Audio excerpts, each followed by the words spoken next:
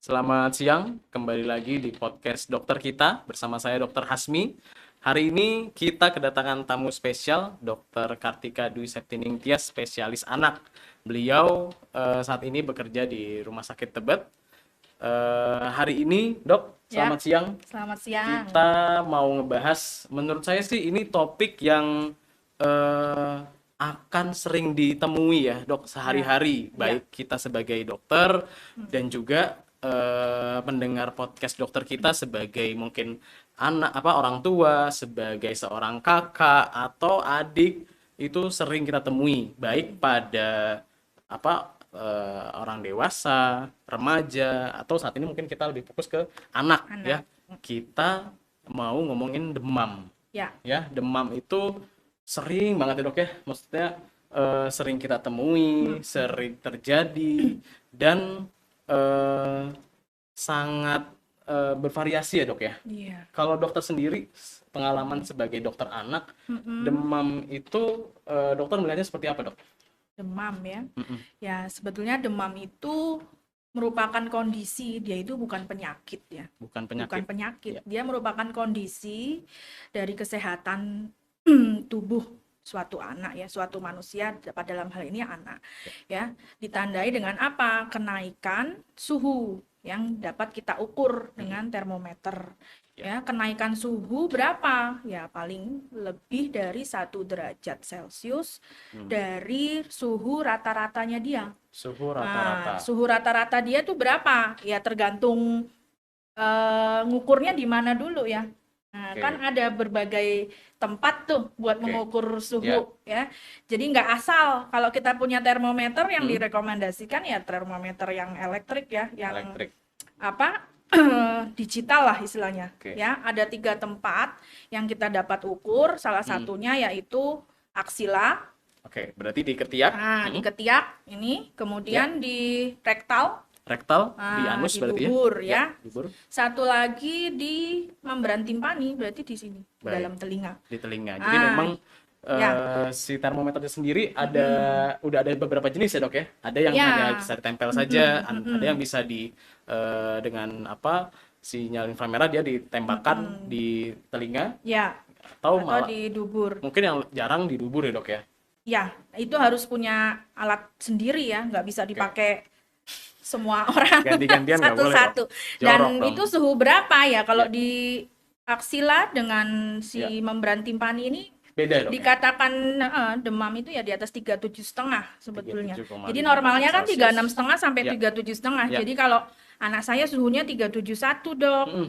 Ya itu masih normal, nggak apa-apa. Beda nggak, Dok, kalau misalnya kita meriksa di membran timpani, di ketiak atau di dubur? Lah iya beda. Jadi salah satunya yang di rektal itu, dia itu kan yang paling mendekati suhu tubuh ya. Oh gitu. Nah, dia itu Baik. dikatakan demam itu kalau di atas 38 kalau pemeriksaannya di rektal. 38 kalau kita periksa di Di rektal. Karena mendekati suhu tubuh. Iya, paling Maksudnya gimana mendekati tuh, Dok? suhu tubuh. Ya rektal itu paling representatif istilahnya. Sebenarnya di oral ini juga bisa.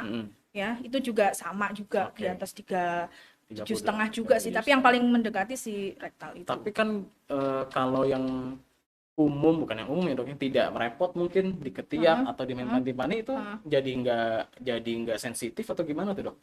Jadi nggak sensitif gimana? Rentang suhunya atau beda juga? Oh ya, itu kan karena berhubungan dengan superficial kan. Mm-mm. Kalau rektal itu kan dia lebih dekat ke ini. Oke, tidak hanya Organ. di Iya. kulit luar gitu ya, Dok ya. Dan yang penting lagi ya, itu kan tadi definisi demam itu kenaikan suhu ya. Dan itu bukan suatu penyakit, tapi melainkan suatu proses reaksi fisiologis dari tubuh ya untuk memerangi suatu istilahnya rangsangan dari luar. Oke. Nah, rangsangan dari luar ini masih bisa berupa apa? Infeksi, berupa apa? Kuman, ya kan, bakteri, virus, jamur, ya, atau protozoa dan lainnya, atau dia suatu yang di luar infeksi juga bisa. Apa misalnya, Dok? Infeksi. Contohnya nih yang paling sering ya, Dok, anak saya saya pegang nih Ya. kok panas ya, Dok. Lah, habis main dari luar. Iya, habis main dari luar. Jadi itu dianggap demam loh kalau gitu, Dok? Lah, makanya ditem dulu Oke, ya. Jadi diukur dulu ya. nah, yang sering itu ibu-ibu atau ini ya orang tua tuh datang ke poli, dok anak saya udah demam 3 hari, Ya. suhunya berapa, diukur nggak? Ya enggak dok, termometernya nggak ada, apa Termometer pakai rusak. tangan ya, Dok, Nah ya? iya, cuman ini aja anget-anget lah ya Ya. nggak bisa, harus Oke. dipastiin dulu. Karena anak itu dia sensitif banget ya, dia kena matahari main di luar, Ya. masuk ke dalam rumah, itu suhunya Pasti bisa, panas. Betul. kita pegang di sini sama kita pegang di tangan beda, Mungkin pasti beda. lebih panas di sini. Oke. Ya makanya harus di aksila atau di dubur tadi itu. Oke, karena demam itu kita harus menentukan dulu dia ini demam apa enggak dengan mengukur dengan termometer, bukan pakai tangan atau dilihat mukanya merah gitu kan, nggak selalu ya dok ya. Oke. Terus tadi tadi kan dokter menyampaikan bahwa demam itu bukan penyakit tapi sebuah kondisi reaksi terhadap di tubuh kita ya dok ya. Tadi ada infeksi atau misalnya suhu di lingkungan sekitar atau Non infeksi itu ya bisa keganasan, pasien kanker juga bisa. Oke. Iya. Selain itu dok yang mungkin lebih sering ditemui misalnya dok, misalnya Apalagi kalau pasien diare itu bisa nggak dok jadi itu kan demam? infeksi, bisa. Pasien kurang cairan berarti. Kurang cairan. Ya Baik, kan? berarti bisa karena Dehidrasi. infeksinya juga, bisa karena kekurangan cairannya juga ya Iya. dok ya. Oke. Kalau demam itu bisa demam doang atau harus ada ini nggak sih keluhan lain? Misalnya anak kan biasanya nggak cuma demam tuh dok. Oh anak saya demam, pilek sama apa itu Nah, iya itu makanya. Jadi adakah demam nah, disertai biasanya dengan dia kan gejala-gejala suatu lain? gejala ya. Gejala dia bisa bersamaan dengan gejala lainnya. Iya. Akhirnya setelah ditanya ya, melakukan anamnesis, kemudian kita periksa, ada nggak nih vokal infeksinya? Oke.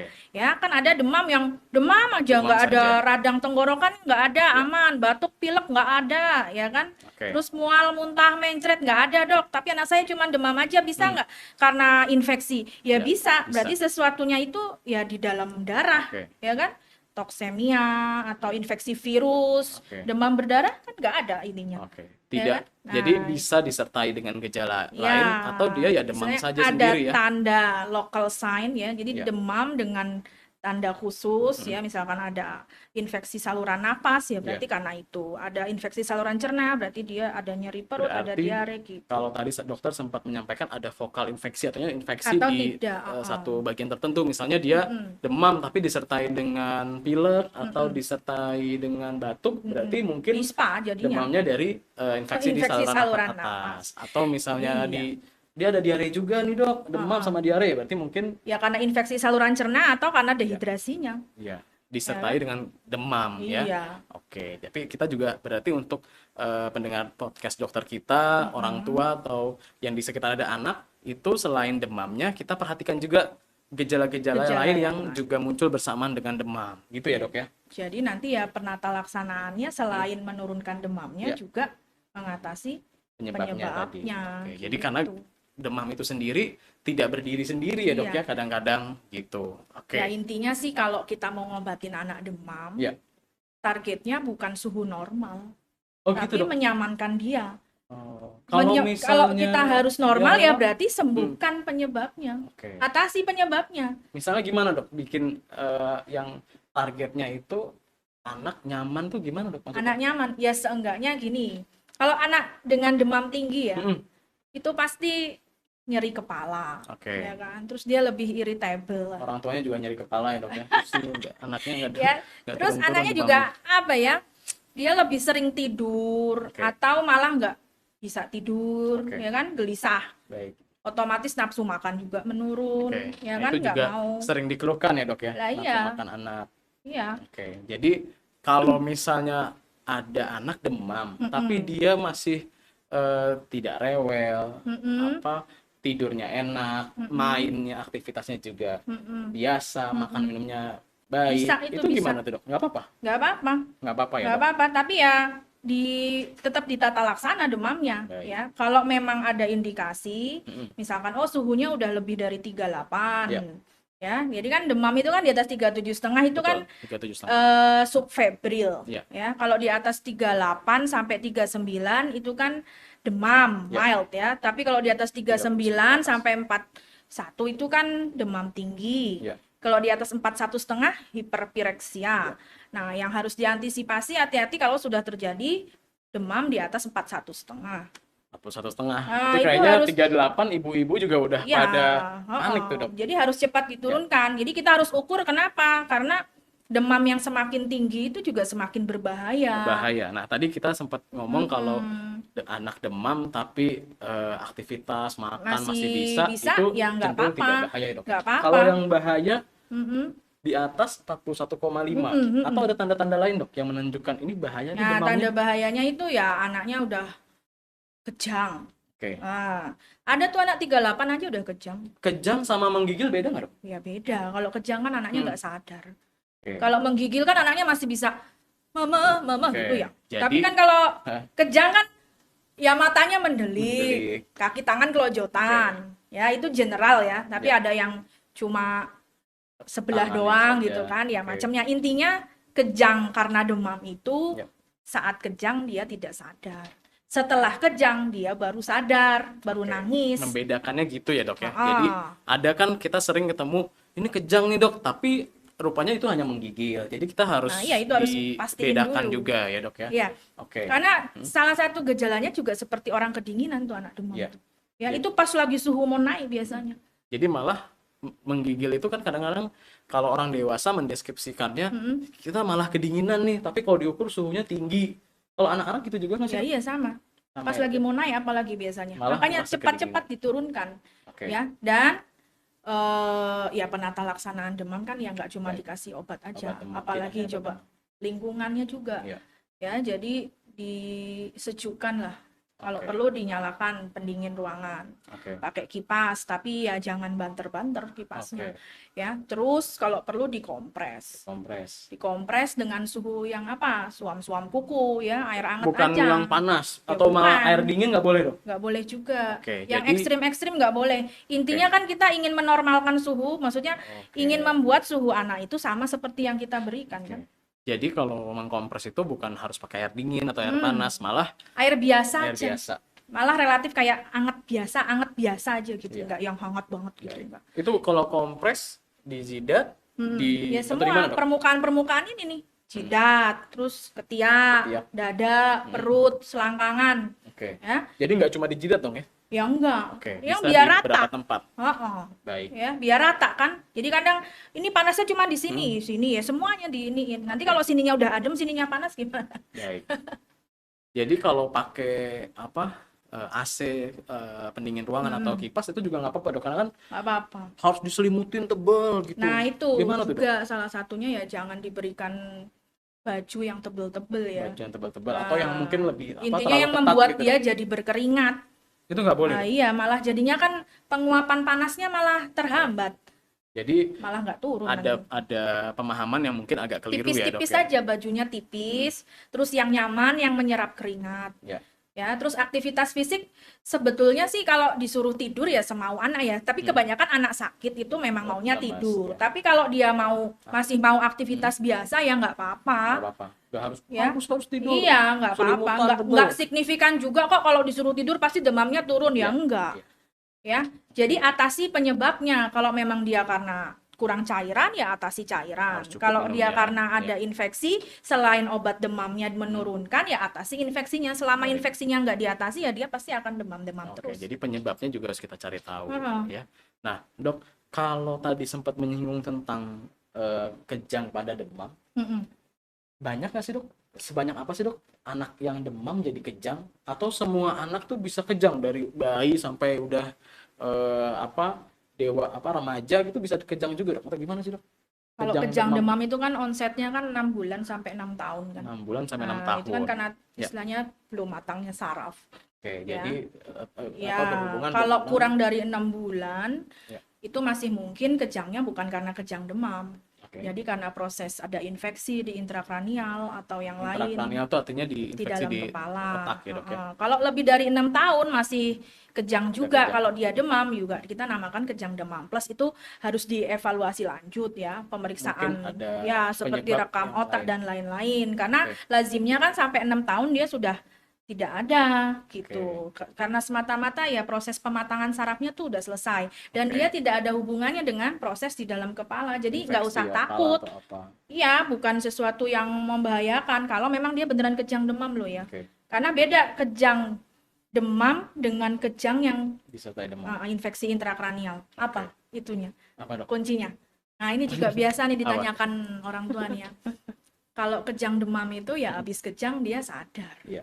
Kalau karena ada proses patologis, ya patologis tuh yang tidak baik, Ya. itu ya habis kejang Ya. dia nggak sadar. Oke. Hati-hati kalau habis kejang terus dia tidur terus. Tidur ngantuk. Wah, itu hati-hati, jangan-jangan Kalau infeksi misalnya anak di setahun, 2 tahun kan komunikasinya belum bisa tuh dok. Mungkin kalau misalnya dia nangis itu sadar nggak dok? Dianggap sadar ya nggak? iya sadar. Oke, jadi walaupun habis kejang dia nangis itu sebenarnya sadar, tapi mungkin dia tidak nggak bicara, oh saya habis kejang atau apa gitu Ya, ya. jadi itu bahaya tuh kalau demam nggak diatasi ya. Oke. Bahayanya tuh kejang. Terus apa lagi? Penurunan kesadaran karena saking tingginya. Oke. Ya, Itu biasanya bisa juga ya dok ya. oh iya, kalau suhu sampai 41,5 itu Ya. otak tuh seperti ngerem gitu kan. Oke. Sampai disertai halusinasi. Kalau kayak komputer udah panas Ya, gitu, CPU-nya panas. anaknya tuh sampai ngeracau. Itu biasa terjadi pada demam-demam virus tuh sama tifus. Di atas suhu berapa tuh dok? Ya itu 41,5. 41,5. Itu indikasi rawat loh. Oke. Ya, jadi hati-hati kalau sudah sampai 41,5 sebaiknya dirawat karena dia berbahaya, bisa komplikasi sampai otak. Oke. Ya. Kalau 38 mau dirawat bisa nggak dok? Suhunya 38, Ya saya mau tergantung, dirawat. dilihat dulu indikasi rawat yang lain. Oke. Kalau demam masih 1 hari, 2 hari, anaknya masih aktif, Ya. ya nggak apa-apa, Makan rawat minumnya jalan. bagus Nah, ya dok iya. ya. Itu masih Jadi mungkin yang rawat harus jalan. dibawa ke dokter. Ya. Nah, hati-hati demam pada anak yang lebih kecil, ya di bawah berapa 3 dok? bulan, Di bawah 3 bulan. ya. Itu special caution banget tuh, hati-hati ya. Demam yang kayak gimana dok? Kalau Ya anak di demam bawah 3 tinggi, bulan? pokoknya demam di bawah 3 bulan, apalagi di atas 38,5 ya, Oke. harus sebaiknya sih 3 bulan, dibawa 38,5. ya. Tapi kalau udah agak besaran ya, di atas 6 bulan sampai Ya. dengan 5 tahun, itu kalau dia sampai 3 hari belum turun, dibawa. Terus demam dengan kejang, Baik. demam dengan penurunan kesadaran, jadi anaknya lebih sering tidur. Terus demam dengan apalagi diare sampai lemes, Makan minumnya ya diganggu. muntah Ya. banyak sampai lemes, buang air kecilnya berkurang Ya. atau sama sekali nggak ada. Oke.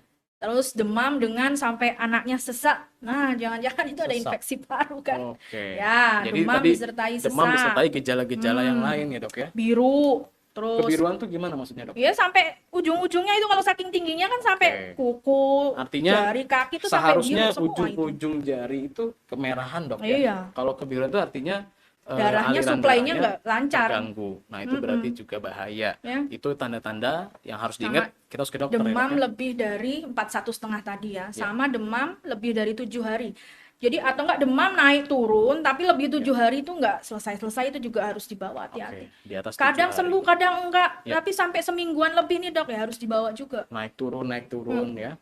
Baik. Itu sama demam pada anak-anak dengan penyakit khusus. Oke. Ya, Kayak jadi penyakit dia apa tuh, punya Dok? leukemi, Ya. dia punya lupus, Ya. ya, autoimun tuh, ya, demam dengan sakit jantung bawaan. Oke. Nah, itu juga harus segera diperiksa. Oke, jangan dibiarkan karena dia punya kondisi khusus yang perlu evaluasi lebih lanjut Ya, gitu ya. kalau Dok, ya? yang masih sehari 2 hari anaknya aktif, ya dirawat di rumah dulu dengan paracetamol tadi itu ya. Oke. Selama masih aktif loh, makan minum bagus. Berarti kalau Kalau selain 3 di hari rumah nggak ada perubahan. baik.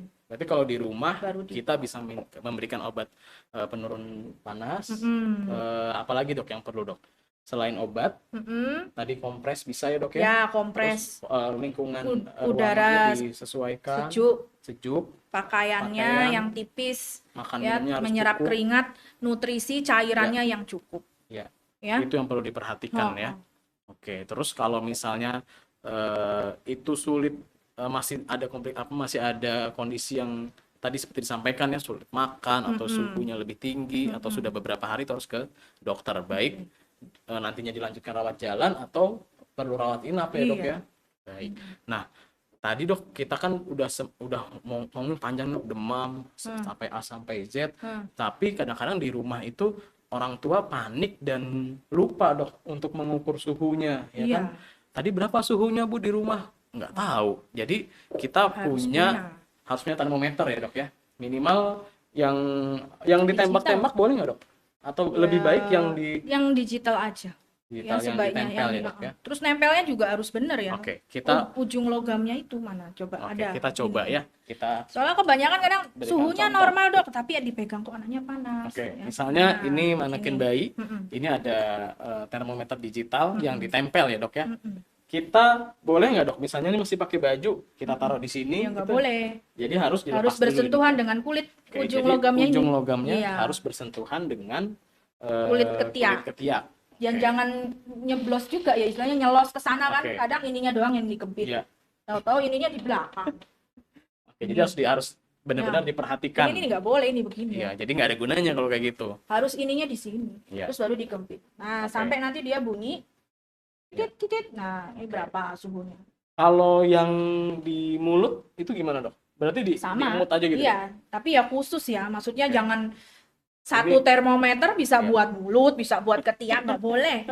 Nanti malah tadinya cuma pengen ngukur suhu, kamu jadi diare. Oke. Ya. Kalau di dubur berarti dimasukin ke Iya, sama. lubang anus. Iya, lubang cuma dubur ya berapa kita apa? harus tahu set point kapan disebut demam tadi ya. Oke. Kalau di ketiak tadi kan 37,5 ke atas. Kalau di rektal ya berarti 38. Oke. Kalau Ya, masih 376, 373 ya nggak demam kalau di rektal. Kalau pada pemeriksaan rektal ya, Mm, Dok. Sebanyak apa, Dok? Yang penting masuk logamnya, Dok ya. Kalau Iya, pokoknya ini bersentuhan sama kulit ini. Oke. Ya. Oh. Baik. Begitu ya. Kalau di rumah punyanya termometer yang air raksa, nggak apa-apa, Dok? Ya nggak apa-apa, tapi benar-benar harus dinormalkan kan sampai nol. Oke. Jadi harus di Soalnya di dia situ banyak tuh yang pada salah, belum dinolkan, ya, sudah udah ditaruh. Jadinya kan dia naiknya Iya, baseline-nya naiknya lebih beda. tinggi. Oke. Harus ke berapa, Dok? Harus 0 ya? Atau Iya, kan bawahnya Oh, sampai benar-benar nol. ini ada contoh yang Iya. air raksa ya. Maaf. Oke. Nah, ini kan 36 nih. Iya. Harus gini kan Harus malah tembus. lebih itu toh, Oke. repot nih. Kadang-kadang Tuh, repot. belum Kadang-kadang kalau turun yang air juga, raksa kan? gampang pecah ya, Dok ya. Iya, belum lagi pecah. Pecah. Terus kan? dia lebih lama ya, Dok ya. Lebih lama, mendeteksinya. anaknya udah keburu. Keburu rewel, nggak nyaman Iya, ya. jadinya nggak efektif lah. Oke. Ya sekarang kan ada lebih ini, digital ini. yang digital. Kalau mau yang ditembak-tembak itu gimana, Dok? Kan sekarang banyak tuh, Dok. Ya nggak apa-apa, tapi kan yang di sini tuh telinga ini Oke, tuh. yang telinga. Nah. Kalau anak di jidat boleh nggak tuh, Dok? Tapi tidak representatif. Tidak representatif. Jadi kurang akurat ya, Dok ya. Soalnya dia terpapar yang Iya. matahari itu bisa Iya. ini. Kalau misalnya dia ngukurnya habis dia panas-panasan, Lah, iya. ya nggak ada. Jadi nggak akurat ya. Atau kalau mau di telinga ya. Oke. Nah, itu tadi penanganan mengukur demam. Tapi, Dok, ada juga loh orang tua tuh yang ini udah diapain aja nih? Udah dikasih bawang, udah dikasih minyak, udah ditempel apa di bun-bunnya. Itu gimana tuh, Dok? Kan banyak yang kayak gitu tuh, Dok. Iya, kadang tuh dikasih herbal-herbal ya kita nyebutnya ya. Ya kan belum ada malah penelitian istilahnya tidak signifikan membuat dia turun demam. Kalau itu tidak kalau malah bikin bahaya, malah lebih sangat disarankan Seringnya tidak tuh malah dilakukan. pada melepuh itu loh kulitnya. Iya, iya. Ya kan pada sensitif, apalagi pada bayi-bayi yang kecil, dia kalau dikasih kayak bawang, dikasih minyak, Iya. itu yang ada malah seperti luka bakar, tadinya merah sampai melepuh, nah, bukan menurunkan demamnya. Ya, Malah jadi tetap menambahkan diberikan masalah itu paracetamol. Iya. Nah, dosisnya tuh yang paling sering pada Jadi, salah. Kenapa?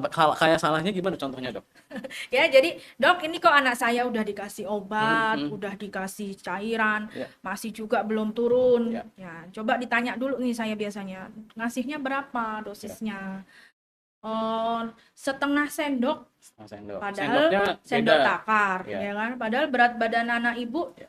12 kilo. Oke. Ya kalau salah. Jadi pada anak sebaiknya kita benar-benar melihat takaran Dosisnya obatnya. harus benar dulu. Dosisnya Jadi harus gini, kalau contoh ya, kalau pakai yang paracetamol drop itu, Iya.